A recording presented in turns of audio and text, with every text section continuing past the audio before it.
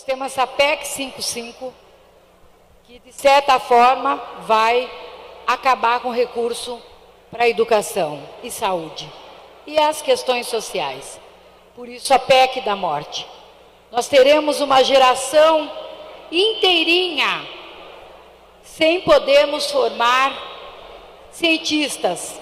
É disso que nós estamos falando. Ela é muito mais profunda do que o aumento da desigualdade. Sim, a desigualdade, mas com certeza a questão de ter uma geração de cientistas para pensar o futuro do país e serem dirigentes desse país está colocado, inclusive, nessa PEC da morte. Morte das gerações, morte, a fome, a pobreza, as desigualdades sociais. Só para vocês terem uma ideia, se nós fôssemos utilizar os critérios que estão sendo propostos pela PEC 55 para financiar o orçamento do MEC, o orçamento do MEC, se financiado dessa maneira de 2007 para frente, até hoje, seria 48% menor do que ele é. Só para vocês terem ideia do que significa essa PEC 55. O congelamento por 20 anos das receitas do orçamento público vai impor não só a penúria para nós, mas sim 2018, ou 2022, ou 2026, ou 2030, ou 2034. A esquerda elegeu um presidente da República, esse presidente vai estar com as mãos amarradas nesse orçamento engessado, nesse orçamento que reduz serviços públicos, sucateia a educação, sucateia tudo.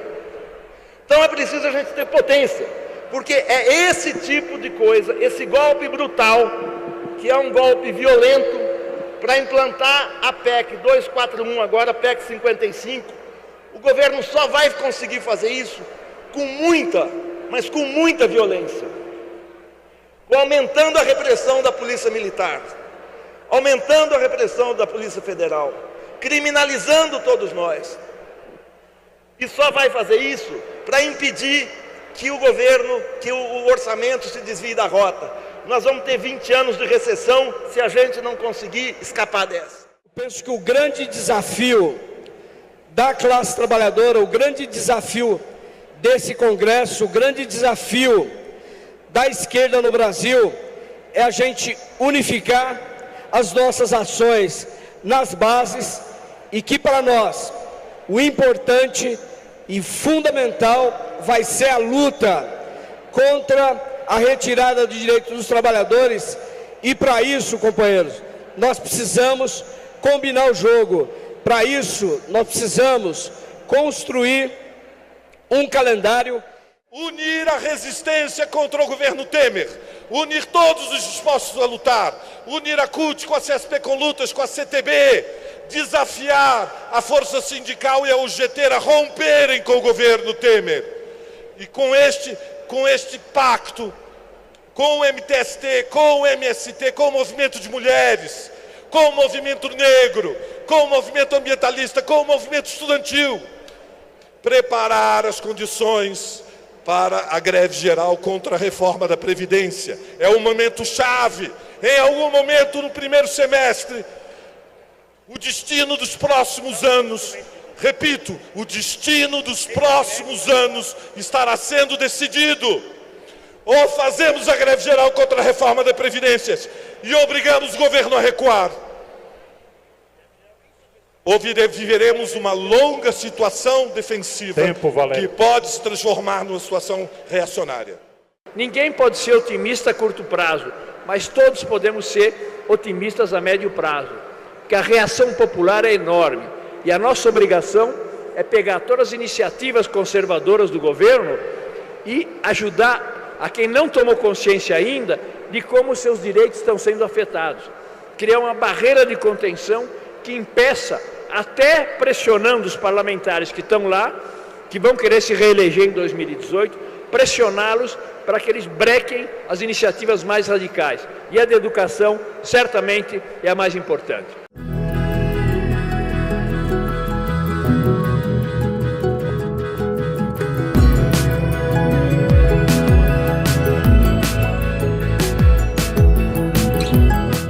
estamos correndo o risco de um retrocesso bastante grande na educação pública, nos serviços públicos de um modo geral, então não só a educação, mas também na área da saúde, e nós vamos ter um impacto muito forte nas chamadas políticas compensatórias, nas políticas sociais, que visam mitigar o sofrimento exatamente daquela camada mais carente da sociedade, que precisa do aparelho do Estado para prover as suas necessidades mais prementes.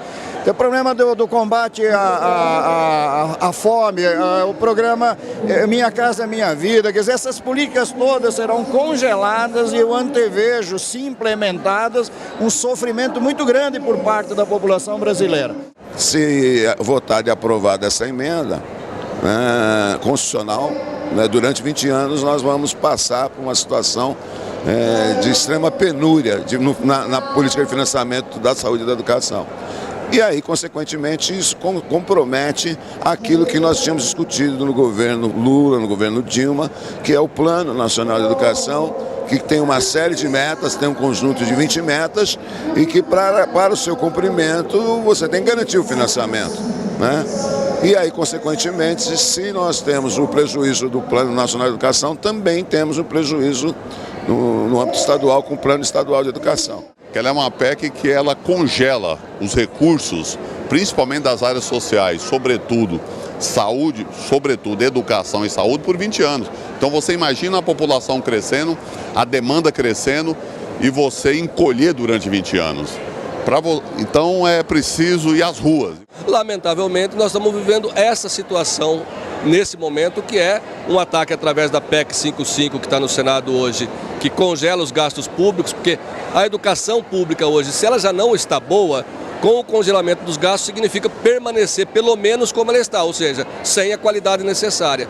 Destrói o Plano Nacional de Educação, que foi formulado pelas entidades da sociedade civil e que previa uma elevação dos gastos em educação, ou melhor, dos investimentos em educação, dos atuais hoje 6,4%.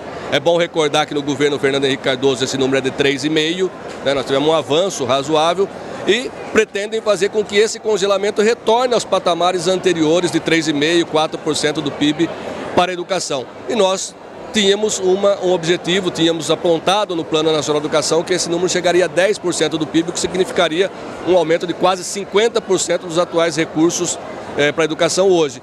Então hoje é uma soma de ataques do governo federal e que nós sabemos que nós já estamos há 20 anos sendo atacados pelo governo estadual, que há 2 anos não reajusta o salário dos professores. Então mostra o quê? Nós temos um grande desafio pela frente e o desafio é a unidade da nossa categoria. Todas as forças, todas as matizes, todos os professores, nos unimos aos alunos e aos pais dos alunos para defender a escola pública. Porque é necessário, para que se avance na educação, também nós avancemos na democracia e contra a criminalização dos movimentos sociais. Porque se nós não vencermos essa luta, nós não vamos conseguir avançar nesse país.